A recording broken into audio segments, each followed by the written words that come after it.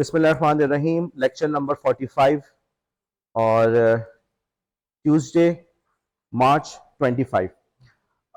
सबसे पहले तो मैं यहाँ पे एक बात कर लूँ कि आप लोग के सीटिंग अरेंजमेंट को थोड़ा सा चेंज किया है, और मैं एक बार फिर कहूँगा कि ये वो चीज़ है जिसको आप लोग को खुद कोशिश करनी चाहिए। पहले भी इस बात को जब हम कोलैबोरेशन का टॉपिक पढ़ रहे थे कि बहुत जल्द आप लोग किसी भी क्लास पे जाते हैं तो आप लोग का अपना ग्रुप्स पे बन जाते हैं, आपकी अपनी दोस्तियाँ बन जाती हैं, ठीक है। और असूलन होने के चाहिए कि आप लोग डिफरेंट माइंडसेट के लोगों के साथ जिनसे आपकी बहुत अच्छी दोस्ती या अंडरस्टैंडिंग ना हो उनके साथ भी उठने बैठने की कोशिश करें, वरना उसके बगैर आपकी कोलैबोरेशन का जो स्किल है वो कभी डेवलप नहीं हो पाता। कोलैबोरेशन का मतलब ये नहीं है कि जी वो मेरा दोस्त है मैं उसके साथ काम करूँगा। कोलैबोरेशन का मतलब ही यही है कि मुख्तलिफ मिजाज के लोग मुख्तलिफ माइंडसेट के लोगों के साथ आप कैसे काम करेंगे। तो आज जो मैंने थोड़ी सी आप लोग की सीटिंग अरेंजमेंट को चेंज करने की कोशिश की वो इसीलिए की क्योंकि मैं इतने दिनों से देख रहा हूँ कि चंद मखसूस लोग साथ बैठे हुए होते हैं।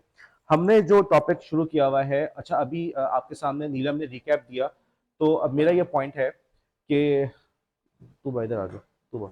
अब जो आपका हमने जो टॉपिक शुरू किया हुआ है वो है फ्लिप क्लासरूम। अब आप लोग के जहन में जो सवालात थे जो कि आप लोग ने नीलम से पूछे, उन्होंने कुछ बताया, कुछ शायद सभी कह रही थी, तो अब मैं उस बातों को दोबारा रिट्रेट कर रहा हूँ। अगर वो सवाल रिजॉल्व ना हो तो आप दोबारा उस सवाल को मुझसे पूछ लीजिएगा।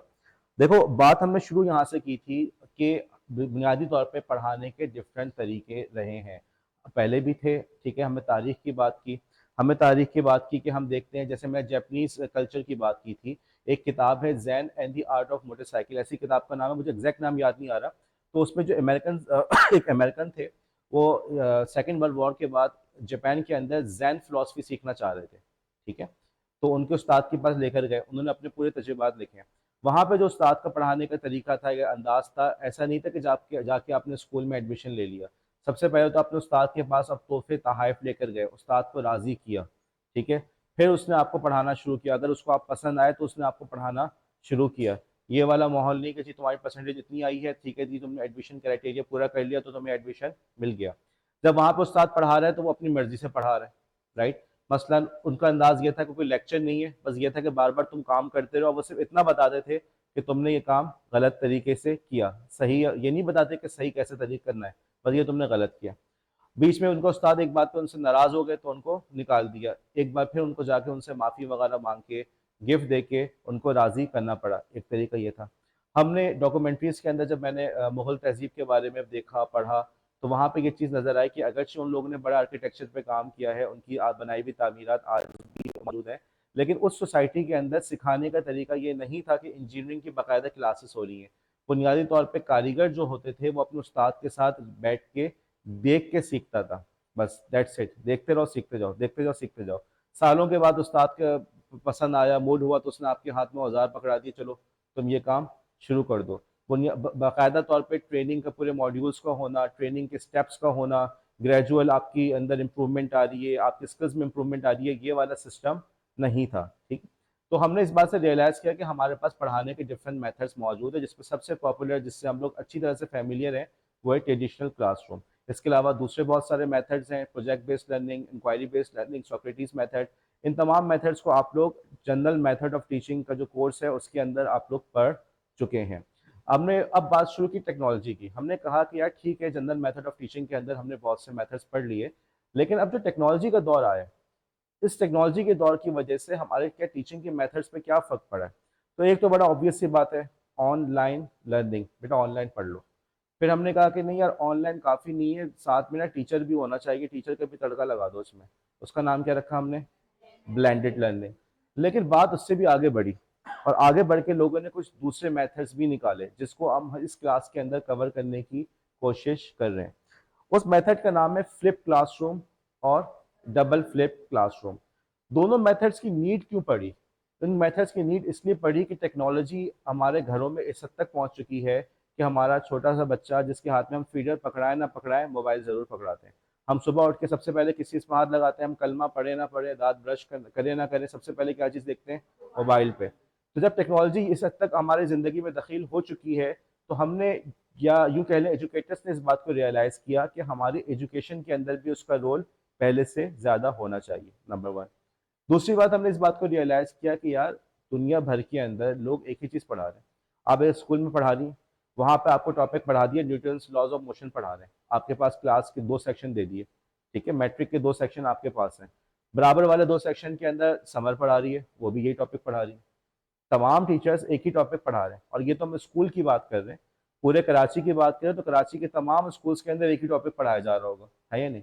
और दुनिया भर में भी ये टॉपिक पढ़ाया जा रहा है। हमने इस बात को रियलाइज किया कि यार जब ये एक ही चीज बार बार रिपीट हो रही है तो इसको हम लिवरेज क्यों ना करें, इसका फायदा क्यों ना उठाएं। हमने देखा कि यूट्यूब पे जो लेक्चर्स मौजूद हैं, जो वीडियोस मौजूद हैं, वो हमारी जो क्लास के अंदर जो एक्टिविटीज हम परफॉर्म करते हैं उससे 1000 गुना बेहतर है। उनके पास प्रोफेशनल वीडियो एडिटर है, प्रोफेशनल स्क्रिप्ट राइटर है, लाइटनिंग का अच्छा इंतजाम है, रिसोर्सेज की कमी नहीं है। आप केमिकल्स के लिए रोना धोना धोते रहेंगे कि केमिकल नहीं है, लैब नहीं है, वो बेताशा केमिकल्स वगैरह के साथ बड़े से बड़े एक्सपेरिमेंट परफॉर्म कर रहे हैं।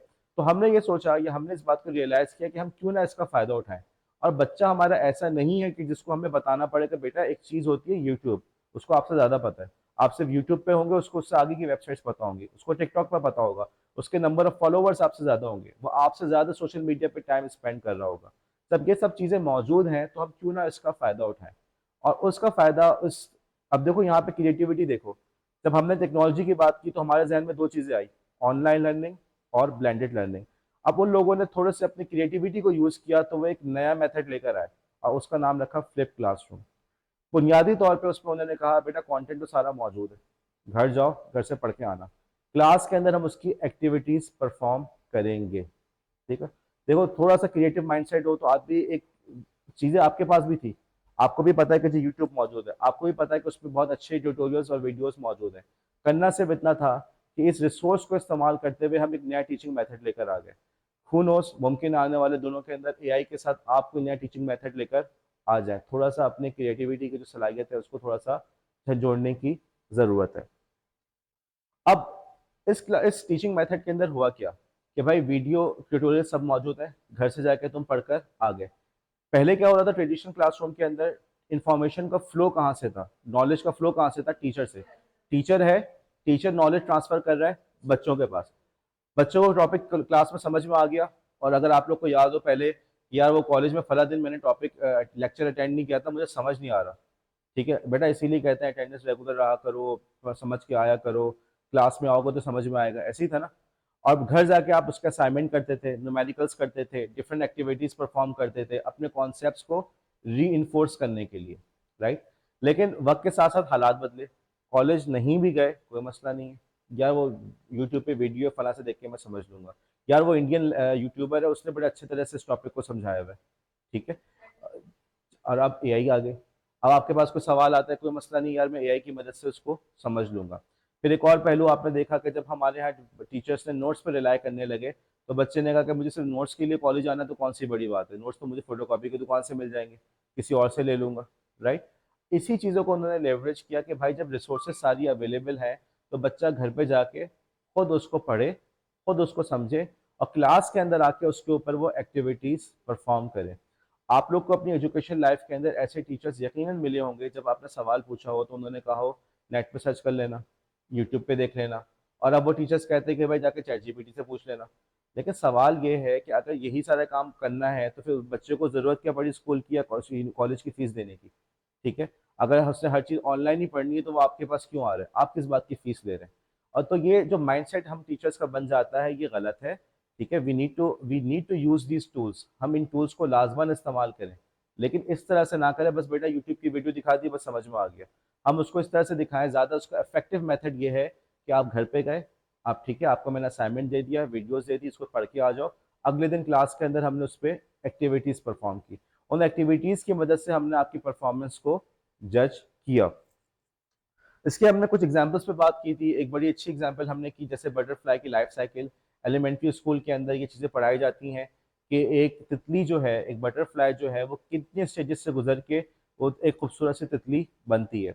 हमने बात की कि हमारे बच्चों ने उसमें कुछ विजुअल एड्स बनाए, एक स्टूडेंट ने हमारी जो है उसने बाकायदा उस पर उसको जो तितली भी पकड़ ली, उसका जो लार्वा वगैरह का स्टेज था वो भी उसको मिल गया, और बाकायदा उसने उसको अपने चार्ट पे लगा के लेकर आई थी कि उसका जो स्टूडेंट है वो सिर्फ तस्वीर नहीं देख रहा, एक्चुअल रियल लाइफ चीज को देख रहे हैं। हमने इन्फोग्राफिक्स पढ़ लिया, कैनवा पढ़ लिया, तो चले हमने कहा कि हम इसमें इन्फोग्राफिक बना लेंगे। लेकिन इसी चीज को हम फ्लिप क्लासरूम के जरिए से कैसे कर सकते हैं? आपने उस स्टूडेंट को वीडियो असाइन कर दी, ठीक है। देखो यहाँ पे इस बात पे गौर करना, बच्चे को रिसर्च करने नहीं कह रहे, आप स्टूडेंट से ये नहीं कह रहे जाके नेट पे सर्च कर लेना कि क्या होता है, आप उसको प्रॉपर वीडियोस असाइन कर रहे हैं। बेटा ये 2-3 वीडियोस हैं, इनको देख कर आ जाओ, इन वीडियोस को देख लेना, ये ट्यूटोरियल लिखा हुआ है इंग्लिश में, ऐसे है आर्टिकल, इसको पढ़ के आना। अगले दिन क्लास में आपने उसकी एक्टिविटीज करवाई, मसलन आपने उसको चार्ट दे दिया, उसने फिल इन द ब्लैंक्स करना था। आपने उसको बटरफ्लाई की स्टेजेस की डिफरेंट तस्वीरें दिखाई, लाइफ साइकिल की डिफरेंट तस्वीरें दिखाई, और उसको कहा कि इसको आइडेंटिफाई करो ये क्या है, उससे कहा क्लास में आके इसको समझाओ ये क्या है। अच्छा, इसकी बड़ी अच्छी एग्जाम्पल हमारी हिस्ट्री और लिटरेचर के अंदर भी है। हिस्ट्री और लिटरेचर को पढ़ाने के लिए भी हम इस चीज़ को मेथड को यूज़ कर सकते हैं कि भाई तुम घर पे जाके उस चीज़ को देख कर आ जाओ, समझ के आ जाओ, हम क्लास के अंदर उसको एक्टिविटी परफॉर्म करेंगे।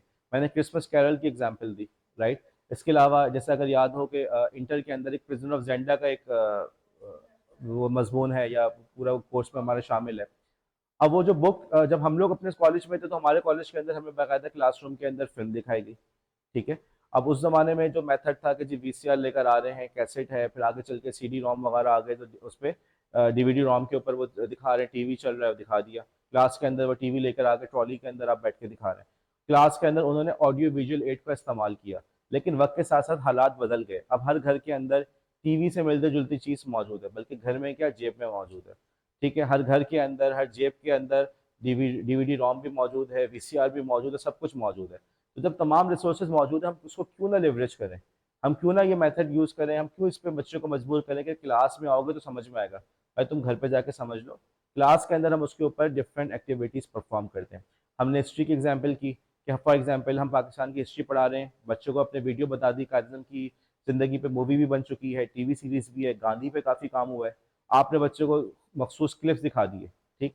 अगले दिन क्लास के अंदर आपने गांधी जिना टॉक का आपने उसका एक टैबलो से परफॉर्म करवा दिया, बच्चे ने रोल प्ले किया, कोई गांधी बन गया, दूसरा जो है वो कायद-ए-आज़म बन गया। कायद-ए-आज़म 14 पॉइंट्स की हमने बात की, हमने कहा कि ज़ोबिया ओके जी आप कायद-ए-आज़म हैं, कायद-ए-आज़म के 14 पॉइंट्स का जो पहला पॉइंट है उसको डिफाइन करें। अब पूरी क्लास उन पर तनकीद कर रही है, कांग्रेस बन गई, और पूरी क्लास जो है कांग्रेस ने कायद-ए-आज़म के 14 पॉइंट्स की मुखालफत की थी। अब कांग्रेस के जो लीडर्स हैं पूरी क्लास बन के ज़ोबिया पे तनकीद कर रही है, ज़ोबिया अपने पॉइंट नंबर 1 को डिफेंड कर रही है। पॉइंट नंबर 2 के लिए हमने कहा मीना से, ओके जी मीना अब आप कायद-ए-आज़म हैं, आइए जी पॉइंट नंबर 2 को डिफेंड कीजिए। अब दोबारा पूरी क्लास उन पे तनकीद कर रही है, और ज़ोबिया जो है अब कायद-ए-आज़म थी तो चंद लम्हों पहले, अब वो कांग्रेस की लीडर बन गई। इस रोल प्ले के ज़रिए से बच्चे जो हैं उनके ज़हन में ये कॉन्सेप्ट्स, ये चीज़ें ज़्यादा बेहतर हो जाएँगी। अब इसकी जो नीड है, अगर नीड पे गौर करो, उसकी नीड क्यों है, तो सबसे बड़ी बात यही है कि वक्त के साथ साथ हम इस बात को रियलाइज़ करें कि जो हमारे ब्लूम्स टैक्सोनॉमी के बेसिक स्किल्स थे, उनकी वैल्यू कम होते जा रही है। किसी ज़माने में रिमेंबरिंग ही बहुत बड़ी बात थी। तारिक अजीज़ शो जैसे प्रोग्राम, नीलाम घर जैसे प्रोग्राम कितने पॉपुलर थे। क्या आज ये प्रोग्राम, या चले ये इन मेमोराइजेशन की वैल्यू है, हर इन्फॉर्मेशन मेरे मोबाइल पे मौजूद है। चीज़ों को हल्का-फुल्का समझाना है तो वो एआई से भी हो जाता है। अब जो असल चीज़ है वो क्या आप अपनी नॉलेज को अप्लाई कर सकते हैं, एवेल्युएट कर सकते हैं, और क्या इस नॉलेज की बेसिस पे कोई नया काम, क्रिएटिविटी आप ला सकते हैं, कुछ नया काम कर सकते हैं, ठीक।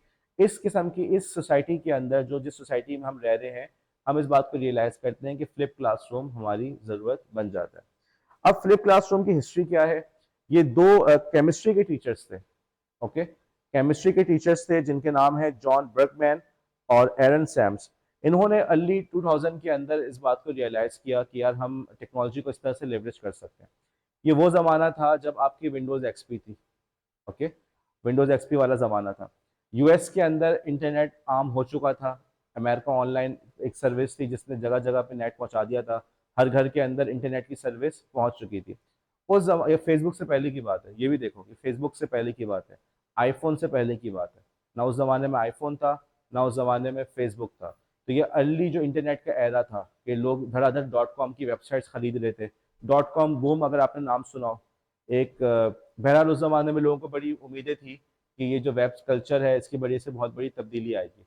उस ज़माने में इन 2 टीचर्स ने सोचा कि यार जो हमारे लेक्चर्स हैं हमने रिकॉर्ड कर लिए, एक ही बात हम बार-बार पढ़ा रहे हैं। हम क्यों ना इन लेक्चर्स को रिकॉर्ड करके बच्चों को असाइन कर दें कि बेटा घर पे पढ़ना, और क्लास के अंदर हम उसकी एक्टिविटीज़ कराएँ। तो आप अंदाज़ा लगाएँ कि ये they came up with this method, वो इस सिस्टम, ये सिस्टम को उन्होंने उस वक़्त डिज़ाइन किया जब ना यूट्यूब था, ना फेसबुक था, ठीक, ना आईफ़ोन था। अर्ली जो इंटरनेट का एरा था कि हर घर में इंटरनेट पहुँचा, लोग विंडोज़ एक्सपी पे, वो बड़ा-सा कंप्यूटर है, बड़ा-सा सीआरटी मॉनिटर है जो पीछे आप देख भी सकते हैं, उसके ऊपर लोग काम करते थे। उस पर उन्होंने कहा कि हम इस सिस्टम को, इस मेथड को यूज़ करें और हम बच्चों को इस तरीके से पढ़ने का सिस्टम समझाएं कि बेटा घर पे पढ़ के आना, क्लास के अंदर हम इसकी एक्टिविटीज़ परफॉर्म करेंगे। अब हम थोड़ा सा आगे चलते हैं, अब हम इसके फ़ायदे और नुकसानात की बात करते हैं। आप लोग बचपन से ये एक्टिविटी करते हुए आ रहे हो, आपको असाइनमेंट मिलता है कि इस चीज़ के एडवांटेजेस लिखें, इस चीज़ के डिसएडवांटेजेस लिखें, इस चीज़ के प्रोस लिखें और कॉन्स लिखें। अब हम थोड़ा सा आगे बढ़ गए, ठीक है, अब हम थोड़े मैच्योर समझदार हो गए, अब हम पे जिम्मेदारियों का इजाफा हो गया। अब हम सिर्फ फ़ायदे नुकसानात के एंगल से नहीं सोचेंगे, हम थोड़ा सा और गहराई में जाके बात को समझने की कोशिश करेंगे।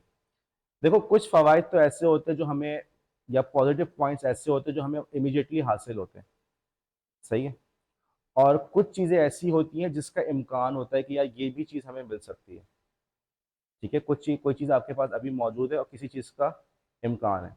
हमने कहा कि यार हम, हमारे घर में शादी की तकरीब है, हम उसको ऑर्गेनाइज़ कर रहे हैं, तो हमारे पास मैन पावर है, हमारे काफ़ी कज़न्स वगैरह मिलजुल के हम सब आपस में प्यार मोहब्बत से काम करने वाले लोग हैं, तो हम मिलजुल के काम कर लेंगे, हमारी स्ट्रेंथ हो गई, हमारे पास मैन पावर मौजूद है, पॉजिटिव पॉइंट है।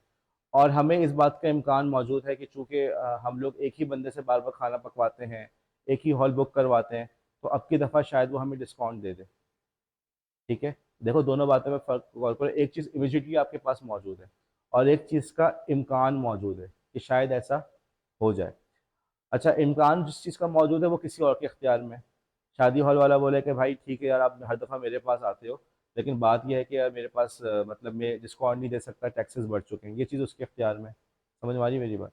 एक और एग्जांपल लो, हमने कहा हम कॉलेज के अंदर कोई सोसाइटी बना रहे हैं, हमने कहा जी हमारे पास बहुत अच्छे स्टूडेंट्स हैं जो हमारे प्रोग्राम में पार्टिसिपेट कर रहे होते हैं, जुनैरा है, जासरा है, मिना है, ये लोग हमारे प्रोग्राम में इन्होंने पार्टिसिपेट किया, तो ये हमारे बच्चे जो हैं, ये हमारे पास पॉजिटिव पॉइंट है कि हमारे पास ऐसे बच्चे हैं जो इन एक्टिविटीज़ में हिस्सा लेना चाहते हैं, ठीक है।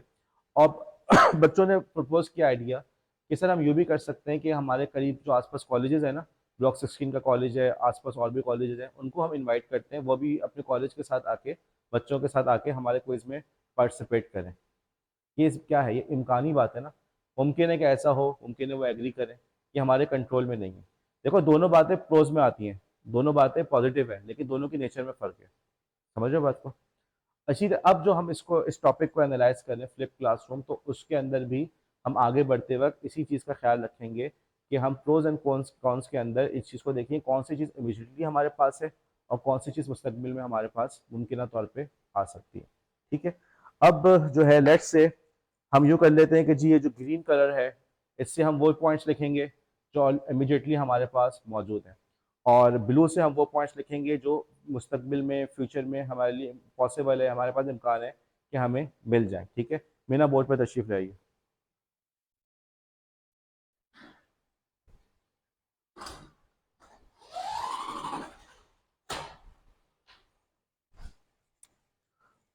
ओके, अब जो है, आज अब इस लेक्चर के लिए आप लोग को स्लाइड्स की इतनी ज़रूरत नहीं है।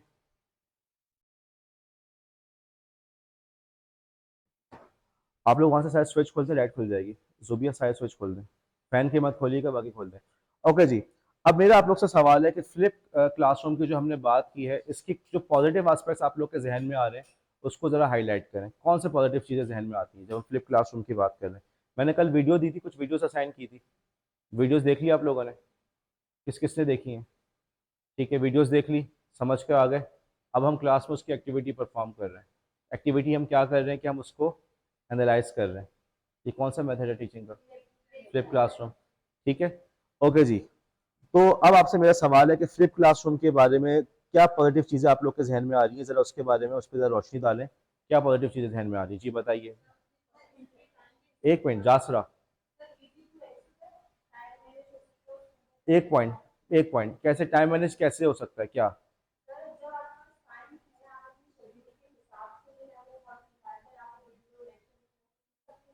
ठीक है, स्टूडेंट सुन सकता है। आप, अब आप बात क्लियर करें, हमारे पास दो रोल है, टीचर का रोल है, स्टूडेंट का रोल है, इस पूरे सिनेरियो के अंदर हमारे पास दो रोल है, तो आप बात क्लियर करें। टाइम सेविंग फॉर स्टूडेंट, ये आपके ख्याल में इमीडिएट बेनिफिट है या मुस्तकबिल में पॉसिबल है?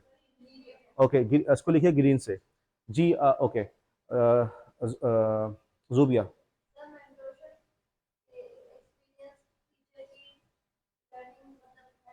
थोड़ा सा इसको एलेबरेट करो, थोड़ा सा एलेबरेट गौर करो, गौर करके एलेबरेट करो, थोड़ा सा एलेबरेट करो। जी सुमेरा। Good point. ठीक है, सेल्फ बेस्ड लर्निंग बहुत जबरदस्त पॉइंट है। क्लास के अंदर अमूमन जब लेक्चर चल रहा होता है तो उस लेक्चर के अंदर एक बड़ी खामी होती है कि बाज़ बच्चे लेक्चर बहुत तेजी से समझ लेते हैं और बाज़ बच्चों को लेक्चर समझने में वक्त लगता है, और इसीलिए आपको क्लास के अंदर बच्चों की डिफरेंट परफॉर्मेंस नजर आ रही होती है कि कोई बच्चे बहुत तेजी से बात को पिक कर रहे होते हैं, कोई बच्चे लेट पिक कर रहे होते हैं। ये जो मैंने यूट्यूब के ऊपर लेक्चर्स अपलोड करना शुरू किया ना, तो मैं वैसे आपको बता रहा हूँ कि जो अब मैं व्यूज़ काउंट वगैरह देखता हूँ, फिर जिस तरह से स्टूडेंट्स के मैसेज आते हैं कि सर अपलोड कर दें, तो मैं ये रिस्पॉन्स एक्सपेक्ट नहीं कर रहा था। मेरा ख्याल था ठीक है यार, एग्जाम से पहले बच्चे लेक्चर सुनना चाहेंगे तो दैट्स इट। लेकिन अब पता चला कि वाकईतन हमारी क्लास के अंदर ऐसे लोग हैं जिनको, और सिर्फ आपकी क्लास की बात नहीं कर रहा, दोनों क्लासेस की बात कर रहा हूँ, जो बार बार लेक्चर सुन के उनको चीज़ समझ में आ जाती है। अभी कंप्यूटर लिटरेसी लास्ट सेमेस्टर में पढ़ाया तो एक स्टूडेंट का सवाल था, सर मुझे कुछ समझ नहीं आ रहा। मैंने कहा ठीक है बेटा, ये लेक्चर है, वीकेंड आ गया, 3 से 4 दफ़ा सुनना, फिर भी सवाल हो तो बताना, मैं तुम्हें अलग से टाइम दूंगा। मंडे को हुआ, उसने कहा समझ में आ गया।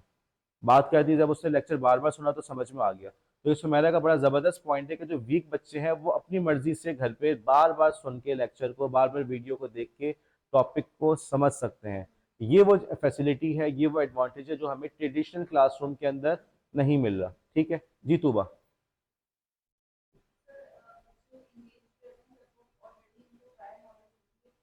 क्लासरूम के अंदर देखो ये थोड़ा सा, ठीक है, इलेबरेट करो जरा सा। मैं, हम लोग करते क्या हो, एक आधा जुमला बोलते हो, फिर फिल इन द ब्लैंक मैं कर रहा होता हूँ, खुद इलेबरेट करो। ओके जी सदफ।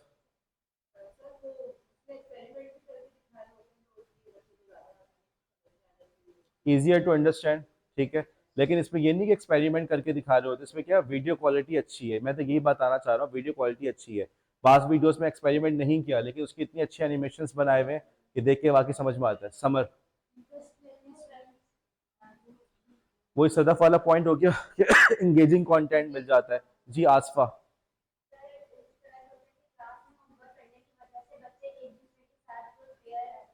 Exactly good. ये इसका मतलब वीडियोस आप लोगों ने देखी हैं, पीयर लर्निंग हो जाती है। आप जब क्लास में एक्टिविटी परफॉर्म कर रहे हैं तो आपस में बच्चों की जो पीयर एक्टिविटी, जो हम बात करते हैं ना 21st सेंचुरी स्किल कोलैबोरेशन, और जो हम इतना रोना रो रहे थे कि जी हम बच्चों में कैसे कोलैबोरेशन पैदा करें, तो भाई ये भी एक तरीका है। जब क्लास में एक्टिविटीज ज्यादा होंगी तो कोलैबोरेशन खुद ब खुद डेवलप हो जाएगी। जी अनीस। अरे अनीस, अनीस अनीस। जी अनीस। कैसे?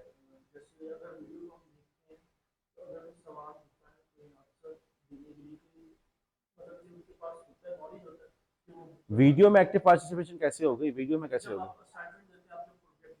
तो बात अभी तुम वीडियो से शुरू करके असाइनमेंट पे पहुंच गए, बात सोचो, सोच के बोलना।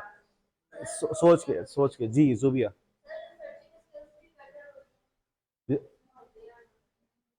थोड़ा सा और करना है इसमें, और बताओ।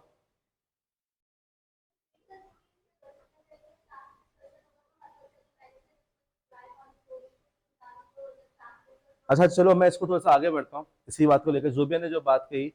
देखो एक बात है कि जब हम यूँ कह सकते हैं, जुबिया क्या एडवांटेज बताया था आपने?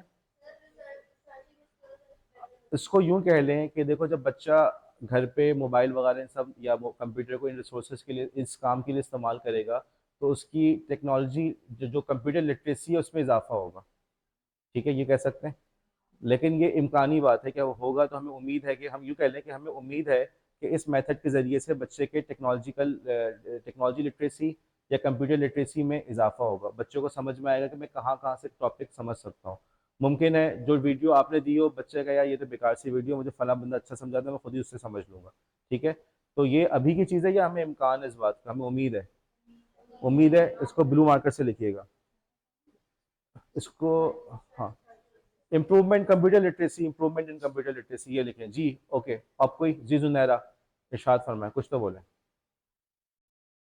मैमूना, कैसे?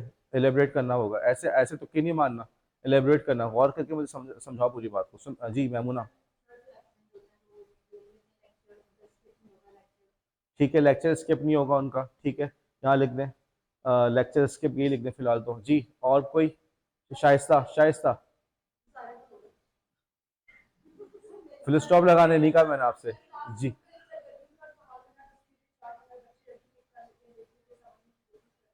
तो फ्लिप क्लासरूम से इसका क्या ताल्लुक है? ये तो पहले भी था, चार्ट वार्ट तो पहले भी लगाते थे।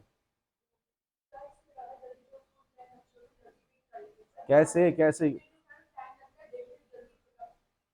थोड़ा सा और गौर करो या बात को इलेबोरेट करके करो। जी निदा, आपने अभी तक कुछ नहीं बोला। तो बोला था आपने, हाँ।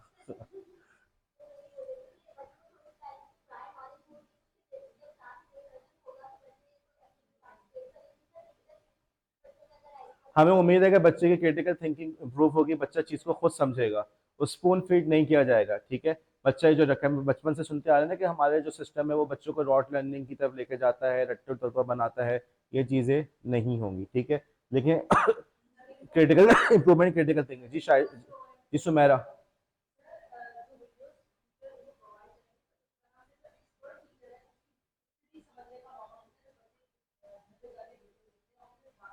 Access to access to expert teachers, ठीक है। जैसे वर्चुअल यूनिवर्सिटी से जब मैंने ग्रेजुएशन की, तो वहाँ पे सबसे बड़ा एडवांटेज मुझे यही नज़र आया कि कराची, पूरे पाकिस्तान के जो बेहतरीन लेक्चरर्स के उन्होंने वीडियो रिकॉर्ड की हुई थी। अब जैसे एक प्रोफेसर साहब है, शायद नाम सुनो, प्रोफेसर हसन अस्करी, तो बड़ा नाम है, डिफेंस एनालिस्ट है। तो पाकिस्तान स्टडीज़ के लेक्चर्स उनके रिकॉर्डेड थे।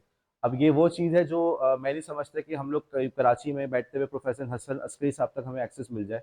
वो मतलब ये एनडीयू वगैरह, नेशनल डिफेंस यूनिवर्सिटी वगैरह तक ही होते हैं। लेकिन वर्चुअल यूनिवर्सिटी के तवज्जुह से हम उन तक, हमें उनके लेक्चर्स हमें मिल गए, ठीक है। तो एक्सेस टू एक्सपर्ट टीचर्स, ठीक है। हम उम्मीद करते हैं कि हम इस तरीके से इस मेथड को अगर हम आगे लेकर चलेंगे तो अच्छे टीचर्स के लेक्चर रिकॉर्ड हो जाएंगे। एक इंग्लिश की टीचर थी, मुझे उनका नाम याद नहीं आ रहा, उनको, वो बहुत अच्छी टीचर थी, बहुत अच्छा पढ़ाया, लेकिन उनका इंतकाल हो गया। तो देखो, लेकिन अगरचे उनका इंतकाल हो गया, लेकिन उनके वीडियो लेक्चर्स आज भी हमारे पास महफूज हैं। तो अगर आप लोग फ्लिप क्लासरूम यूज़ करेंगे, फिर कल कल आप लोग का जब इंतकाल हो जाएगा तो आपके जो लेक्चर्स हैं वो महफूज होंगे और आने वाली नस्लें आपके लेक्चर से मुस्तफीद होते रहेगी। जी आसफा, आप बच्चे को गुड लिखो, बच्चों के अंदर आप वो स्किल्स पैदा करें जिसके जरिए से वो लाइफ लॉन्ग लर्निंग कर सकता है। अभी लाइफ लॉन्ग लर्निंग क्यों मुश्किल हो जाती है, क्यों? क्योंकि हमें मतलब हम सब जो होता है उंगली पकड़ के चलने पे मजबूर होते हैं। अक्सर लोगों को मैंने देखा कि ऑनलाइन कोर्स बता दो, बता भी दो तो होता कुछ भी नहीं है, चंद महीने बाद पूछो कुछ भी नहीं किया होता। वो आदी होते हैं इसी बात के कि हम यहाँ पे बैठेंगे, हमें कोई पढ़ाएगा, ठीक है। तो लेकिन जब आप शुरू से इसको इस तरह से चलने के, बेटा पढ़ना तुम्हें खुद है, कॉलेज में क्लास में आकर तुम एक्टिविटी परफॉर्म करोगे, तो बच्चे के अंदर खुद ब खुद ये जो अपने अंदर जो इनिशिएटिव लेने वाली बात है उसके अंदर पैदा होती जाएगी। जी आसफा,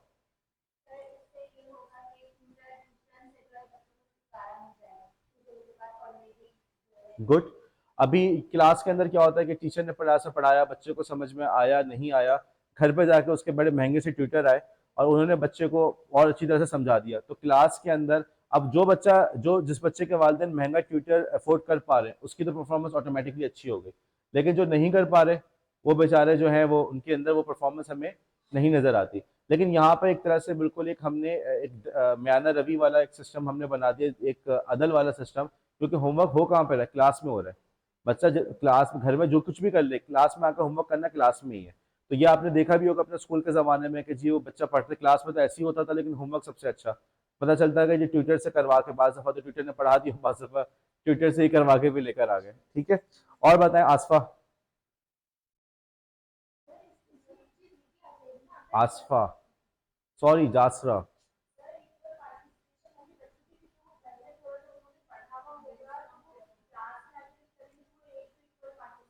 ठीक है, इक्वल पार्टिसिपेशन।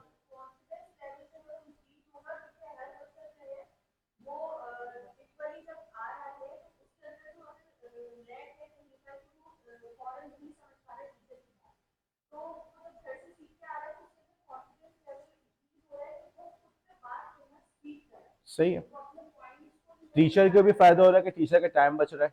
भाई एक ही लेक्चर बार बार, पिछले साल भी ये पढ़ाया, फिर दोबारा वही पढ़ा रहे हैं। और एक्टिविटी भी करनी है, जब तक एक्टिविटीज करेंगे तब तक सेमेस्टर खत्म हो जाएगा। तो ठीक है, टीचर का टाइम भी इसमें बच जाएगा, ठीक है। Green teacher, time saving teacher के लिए भी है, बच्चे के लिए भी। जी आसफा,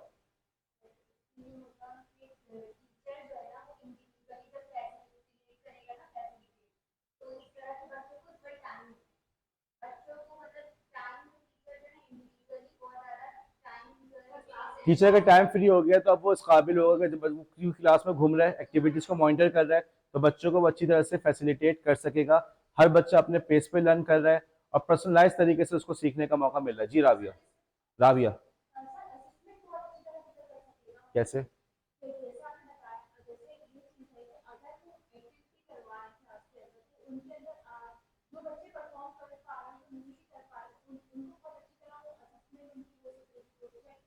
क्या मतलब अच्छे तरीके से? मैं समझ नहीं आया, अच्छे तरीके से कैसे असेसमेंट होगी?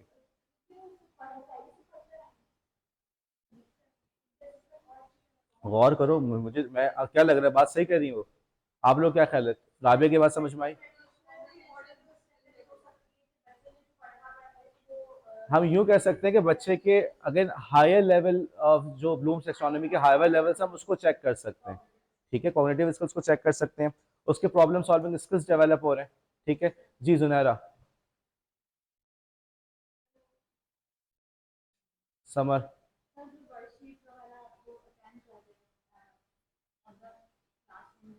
हम्म।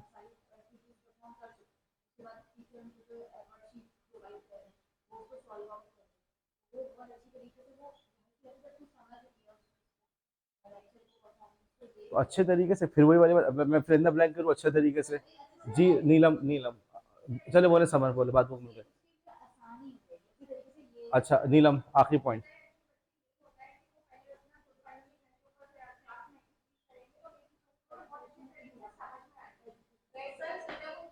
एक्टिव लर्निंग हो रही है, एक्टिव रीडिंग हो रही है, ठीक है।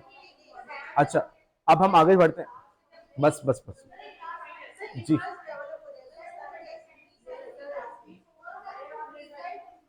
जासरा का आखिरी पॉइंट बस।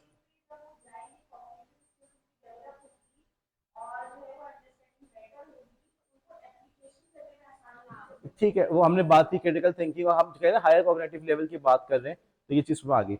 अच्छा, अब हम बात करते हैं नेगेटिव। ये सारे हो गए पॉजिटिव पॉइंट्स, और ये समझ में आ गए पॉजिटिव पॉइंट्स दो किस्म के, एक वो जो इमीडिएटली अभी हमारे पास में हमारे कंट्रोल में है, ठीक है, मेरे पास मौजूद है, और दूसरी चीजें वो है जिसका इम्कान है कि हम ये भी फवायद हासिल कर सकते हैं। ठीक है। अच्छा, अब हम बात कर लेते हैं नेगेटिव पॉइंट्स की। नेगेटिव पॉइंट्स भी दो किस्म के होते हैं। हमने अभी क्विज की एग्जाम्पल दी थी, क्विज सोसाइटी बना रहे हैं, तो अब हमारे पास इसका जो एक इमीडिएट इशू मुझे नजर आ रहा है, बच्चों ने कहा सर एग्जाम सर पर है, अभी हम कुछ नहीं कर सकते। इमीडिएट इशू है ना? ठीक है। और इम्कानी इशू क्या है? यार हम कॉलेजेस को इनवाइट करेंगे, ब्लॉक 16 वाले को बुला के इनवाइट करेंगे, तो उनकी प्रिंसिपल मना कर देंगे मैं नहीं आ रही, या उनके बच्चे नहीं आएंगे, या उनको कोई और एतराज होगा। राइट? समझ रहे हो मेरी बात को? नेगेटिव, दोनों नेगेटिव चीजें हैं ना, लेकिन दो नेगेटिव चीजें ऐसी हैं, एक चीज बिल्कुल इमीडिएटली मुझे सामने नजर आ रही है कि भाई ये हकीकत है, मुझे इसको फेस करना है, और दूसरी नेगेटिव चीज वो है जिसका इम्कान है कि शायद ये हो जाए।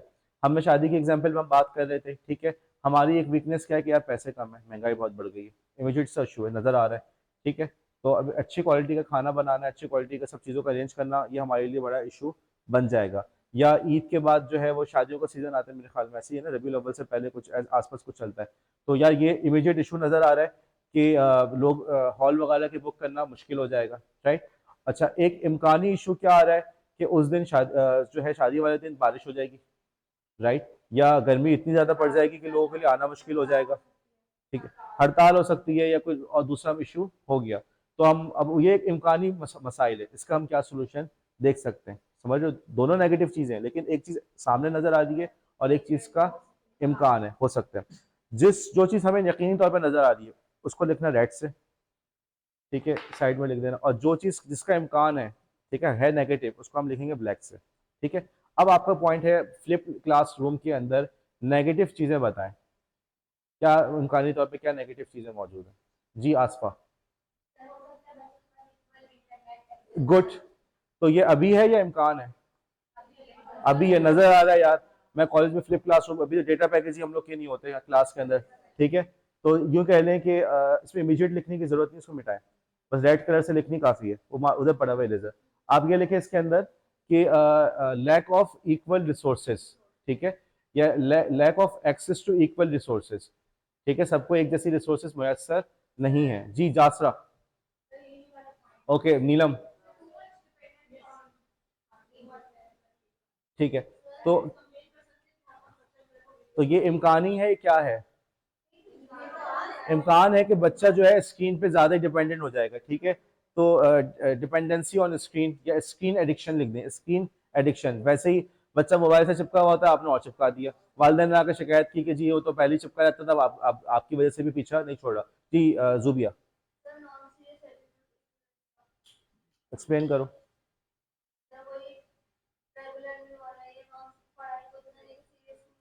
इलेबरेट करो, बात किसी हद तक सही है लेकिन इलेबरेट करो बस। अब तुम लोग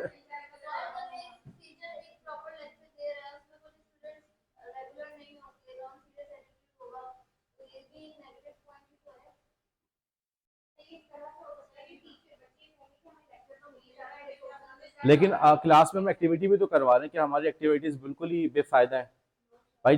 फ्लिप क्लासरूम तो आप लोग पढ़ के आए ना, पढ़ के आए, राइट? तो अभी जो हम क्लास में डिस्कशन कर रहे हैं बेकार की बात है। हाँ जी, तो अब आप बताएं।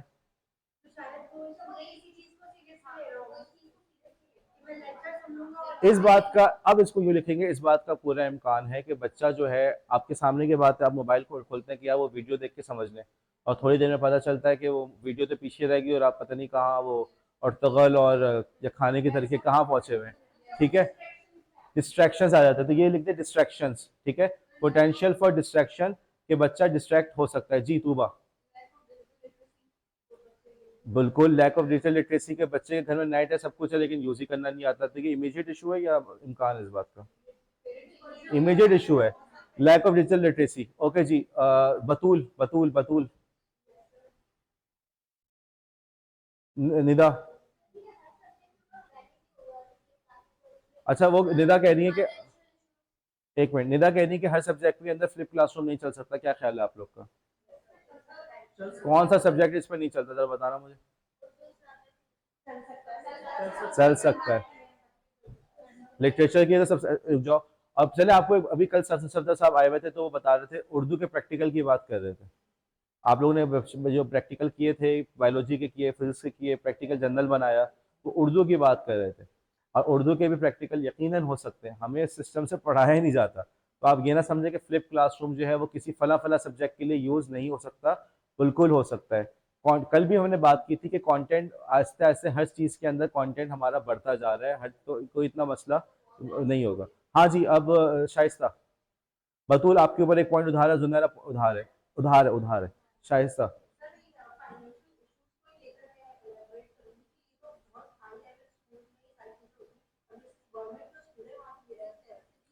ठीक है, lack of resources, lack of resources लिखें, टीचर के लिए भी रिसोर्सेज नहीं है। अच्छा एक मिनट सर, सोहेल करें जी।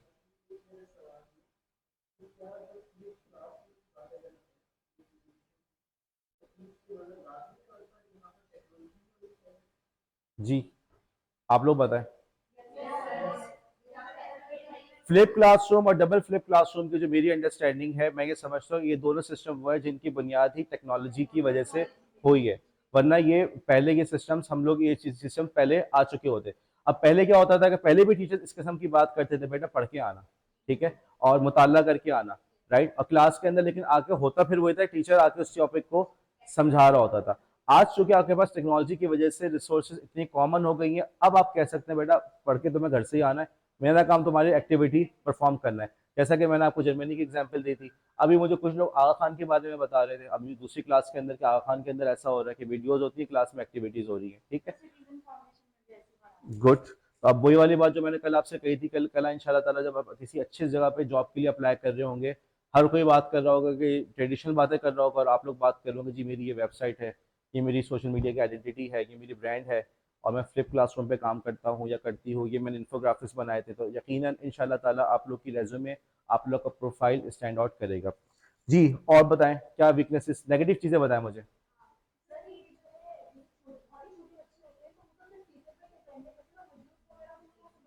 सही है, तो हम कह सकते हैं इसमें क्या लिखेंगे हम, एज ग्रुप, एज ग्रुप का एक इशू है। अब छोटे बच्चों को बिल्कुल सही बात है, किंडरगार्टन के बच्चों को मैं नहीं समझता कि हम उनको करा सकते हैं। ओके,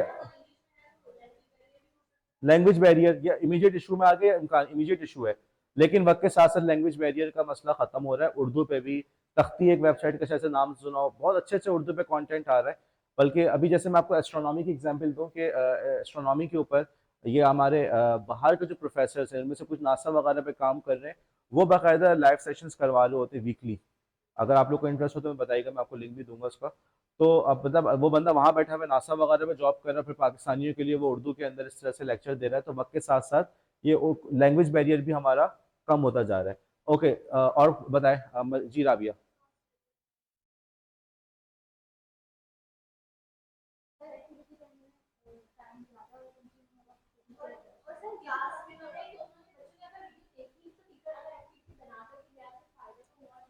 ओके, मैं इस बात का जवाब देता हूँ। आप आसफा। Good point. टीचर पे वर्कलोड बढ़ जाएगा, ये इमीडिएट इशू मुझे नजर आ रहा है कि पहले, अब वो क्या है कि हम 24 घंटे के मुलाजिम हो गए, जैसे इवन देखने डिस्कॉर्ड पे बात होती रहती है, पूरा पूरा दिन मैसेज आते रहते हैं। और अब यही होता है, अभी भी फिर भी लोग मुझसे शिकायत करते हैं, सर आपने अभी तक हमारी ईमेल का रिप्लाई नहीं किया, सर अभी तक रिप्लाई नहीं किया। तो भाई जब इतने मैसेजेस आएंगे तो मैं भी मतलब मुझे तो अब ये लग रहा है कि मुझे किसी टीचिंग असिस्टेंट की जरूरत है, इतने मैसेजेस मेरे पास होते हैं। तो ये 24/7 अवेलेबल रहने का ये भी एक नुकसान होता है। और बच्चे उस वक्त मैसेज करते हैं जब उनको फिजिबल होता है, वो ये नहीं देखते कि मेरे लिए कब टीचर कब अवेलेबल है। ठीक है, तो ये भी लिखिए, time consuming workload for the teacher. और बताएं। Good point. Health issues develop हो सकते हैं, बच्चा हर वक्त कंप्यूटर पे बैठा हुआ है, तो उसके हेल्थ इश्यूज यकीनन डेवलप हो सकते हैं, पोटेंशियल है, हेल्थ इश्यूज हो सकता है, आई साइड इश्यूज। क्लास के अंदर अगर ज्यादा बच्चे हों तो फिर इस सिस्टम चलाना ज्यादा मुश्किल है। 70-80 स्टूडेंट्स हो तो कैसे आप चलाओगे इसको? ठीक है, किस तरह से क्लास में एक्टिविटी करा सकते हैं, ये चीज हो गई। अच्छा, अभी आई थिंक जी बतूल।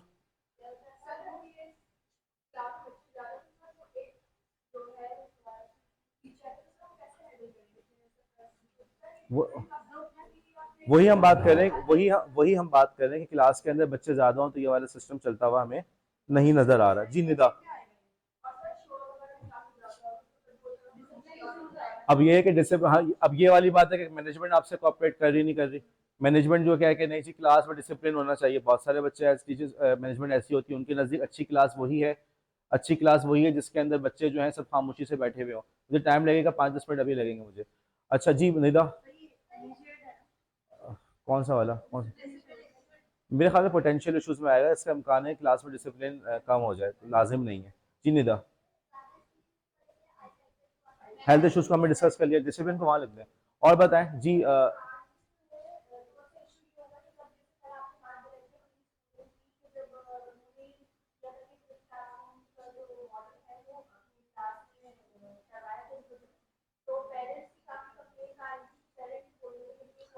जी, तो ये भी एक एस्पेक्ट है कि पेरेंट्स को भी ऑन बोर्ड रखना जरूरी है। ठीक है, ये थ्रेट है, ये मुमकिन नुकसान है कि पेरेंट्स हमारे पास आके एतराज करने के, या बच्चा पहली हर वक्त मोबाइल में लगा रहता था, आपने भी लगा दिया।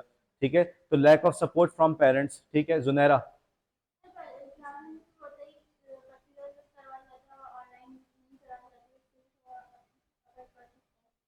किस पे क्या पड़ सकता है? मैं अगला सवाल पूछूंगा, किस पे फर्क पड़ रहा है, क्यों पड़ रहा है?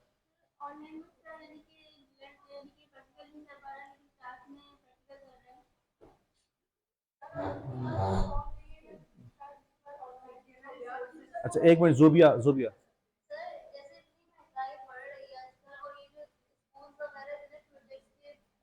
हम्म।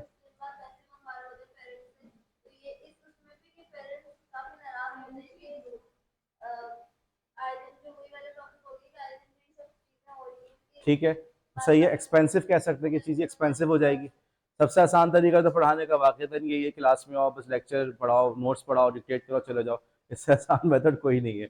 जी समर। बस टीचर्स को ट्रेनिंग भी तो देनी होगी भाई। फ्लिप क्लासरूम के अंदर तुम कौन सी एक्टिविटीज करोगे? इसके लिए क्या हमें बच्चों को, टीचर्स को ट्रेनिंग नहीं देनी पड़ेगी? और बताओ, और क्या पॉइंट जहन में आ रहे हैं?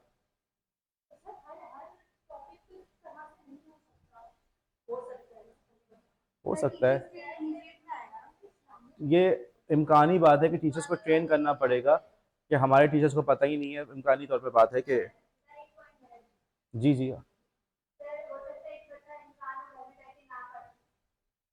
गुड पॉइंट, ये अच्छा पॉइंट है कि इस बात का इम्कान है कि बच्चा घर जाके ना पढ़े। ठीक है, अब इसका सोल्यूशन क्या हो सकता है? इसका सोल्यूशन ये कि जैसे अगर आप लोग अभी जो ऑनलाइन सिस्को का कोर्स कर रहे हैं, तो आपने देखा है हर थोड़ी देर के बाद उसमें कोई सवाल आ जाता है, तो उसको नॉलेज स्टॉप्स उन्होंने बनाया हुआ है, कि वो देख रहा है कि बच्चा पढ़ भी रहा है नहीं पढ़ रहा।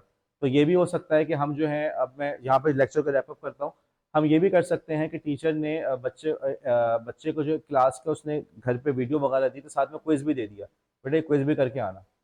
तो उससे पता चल गया कि उसने वीडियो देखी या नहीं देखी, कोई सॉल्व किया नहीं किया, और अगले दिन की क्लास के अंदर आपने उसकी प्रैक्टिकल काम करा दिया, दूसरे प्रोजेक्ट बेस्ड लर्निंग करा दी। ठीक है। अच्छा, दूसरा, अब यूएस वगैरह के अंदर क्या हो रहा है कि वहाँ पे उन्होंने स्टूडेंट्स को क्रोम बुक्स सप्लाई कर रहे हैं। ओके। अब वो क्रोम बुक्स भी सप्लाई कर रहे हैं या विंडोज के लैपटॉप भी दे रहे हैं, तो वो स्कूल की तरफ से सप्लाई हो रहा है। तो उसके ऊपर काफ़ी सारी रिस्ट्रिक्शंस लगी हुई होती है, बच्चे तमाम जो एक्टिविटीज़ बच्चों की मॉनिटर हो रही होती हैं, और जिन चीज़ों स्कूल ने अलाउ नहीं किया वो चीज़ें नहीं परफॉर्म कर सकता। लेकिन फिर उसके दूसरे चैलेंजेस आ रहे हैं। अब अगर आप लोग चूंकि इन फॉरम्स वगैरह को देखते हैं तो इस किस्म के फॉरम्स पे ऐसे बाकायदा वीडियोस मौजूद हैं कि लोग बाकायदा, बच्चे जो हैं साल के आखिर में क्रोम बुक्स तोड़ तोड़ के फेंक रहे हैं या उसको बहुत बेदर्दी से इस्तेमाल कर रहे हैं। जैसे हमारे स्कूलों में होता है कि एग्जाम साल के आखिर में बच्चे एक दूसरे पे इंक फेंक रहे हैं और किताबें फाड़ रहे हैं, तो वहाँ पंखे भी तोड़ भी देते हैं, ये भी तोड़ देते हैं। अच्छा। तो ये सब चीज़ें जो है लोग जो है क्रोम बुक्स के साथ भी कर रहे हैं। तो बहरहाल प्रॉब्लम्स हैं और उन प्रॉब्लम्स के कुछ सॉल्यूशंस मौजूद हैं।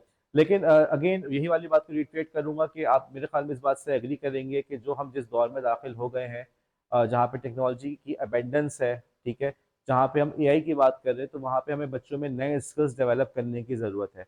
और उन नए स्किल्स को डेवलप करने का एक बहुत अच्छा मेथड जो है फ्लिप क्लासरूम है। लेकिन हम यहाँ पे ये नहीं कह सकते कि यही सबसे बेस्ट है। As a teacher, you need to understand which is the best teaching method for your class and for your immediate needs. ये नहीं कि अगर हाथ में हथौड़ी हो तो हर जगह पे हथौड़ी मारना शुरू कर दो, कि हर मसले का हल हथौड़ी नहीं होता। हमने बात की ब्लेंडेड लर्निंग की, ओके जी फाइन, ब्लेंडेड लर्निंग यूज कर लें। लेकिन जब अभी आप गर्मियों की छुट्टियों में जाएंगे तो वहाँ पे लर्निंग का सबसे अच्छा मेथड कौन सा है? Online learning. ब्लेंडेड तो नहीं होगा। तो हमें सिचुएशन को देख के फैसला करना है कि इस वक्त कौन सा चीज़ हमारे लिए ज़्यादा बेहतर है, बच्चा बोर ना हो जाए, फॉर एग्जाम्पल। तो हम डिफरेंट मेथड्स को ट्राई करके चीज़ों को इस तरह से कवर कर सकते हैं। जी राबिया।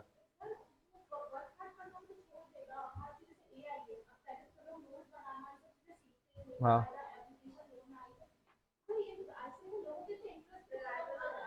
बात ये है, बात बिल्कुल सही है, और यही वाली बात मैंने पहले भी जिक्र की थी कि भाई ये वो स्किल्स हैं। जैसे अब मैंने आपको पहले भी बात की थी कि आपको पता है कि बच्चे जो है एआई से नोट्स लेकर आ रहे हैं, तो आपने कहा बेटा हाथ से लिख के लाना।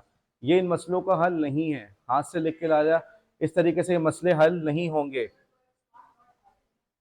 आपके लिए ज़रूरी है कि आप जो है अपने एक्टिविटीज़ को अपडेट करें, बच्चों से वही काम लें जो वो एआई की मदद से ना कर सके। नोट्स वाले कामों पे अगर आप लगे रहेंगे, उसी आपने समझा कि हमने बच्चे से नोट्स उससे कहा कि हाथ से लिख के सबमिट करा देना, तो इससे आप एआई का तोड़ नहीं कर रहे। You need to update your activities, आपकी एक्टिविटीज़ अपडेट हो जाए, क्रिटिकल थिंकिंग डेवलप हो, बच्चों में डिबेट कराएं, कोई ऐसी चीज़ हो जो एआई की मदद से ना हो रही हो।